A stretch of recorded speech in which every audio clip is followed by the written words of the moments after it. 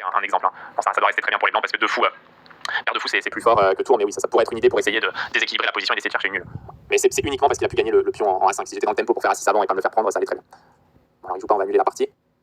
Je vous montre surtout des idées en général de défense.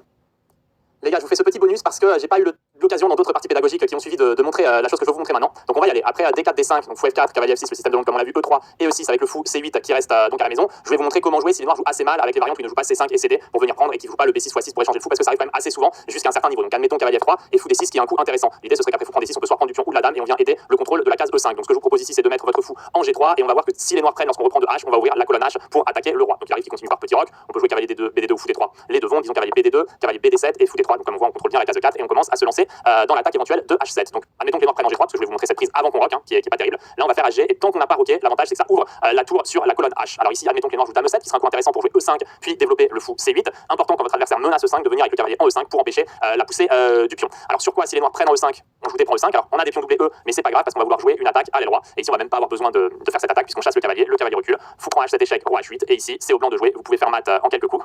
Allez-y, c'est forcé, fou D3 échec, roi G8.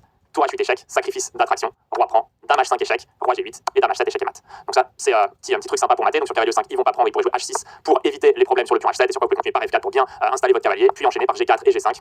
Donc là je joue des points un peu stupides B6, donc là j'ai prend C6, mais on peut jouer avec G5, pion prend, cavalier E4 admettons, puisque le cavalier a attaqué, dame H5 et on va mater le long de la colonne H. Donc ça c'était pour illustrer ce qui se passe lorsque votre adversaire prend G3 avant que vous ayez roqué. Et si les noirs jouent ici admettons dame E7 donc pour préparer E5 au lieu de la prise en G3, et on peut installer notre cavalier sur la case E5 pour empêcher E5. Et ça c'est le genre de position que vous allez souvent avoir dans le système de Londres quand vous commencez et que votre adversaire n'a pas réglé du tout le problème du fou C8. Alors des fois il joue C6 en mimétisme pour jouer solide parce qu'ils ont vu des parties comme ça où on blindait notre centre, qui ont pas joué avec C5 comme l'adversaire de la première partie, et vous pouvez continuer par F4. Donc vous installez bien votre cavalier. Je vous recommande de voir la vidéo que j'avais faite sur le plan la Pillsbury pour aller plus loin dans ces attaques là. Mais donc la pion F4, sur B6 il y a qui prend C6 toujours, admettons tour 8 il essaie de se développer, fou H4, clou le cavalier et on va préparer éventuellement même G4 G5. Cavalier F8 pour faire cavalier G6, ça c'est plutôt une bonne idée. Alors on pourrait jouer avec dame F3 grand roc G4 G5, moi j'aime bien jouer comme ceci là. Pour cette vidéo je vous ai mis petit roc, on pourra revoir le système de longue bien évidemment dans d'autres vidéos, et n'hésitez pas d'ailleurs si vous souhaitez une vidéo sur la théorie dans cette ouverture de me le mettre, je sais pas si je la ferai mais voilà.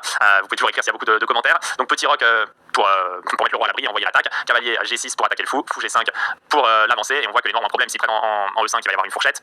Donc admettons qu'ils fassent fou D7, ils essayent de se développer, dame F3.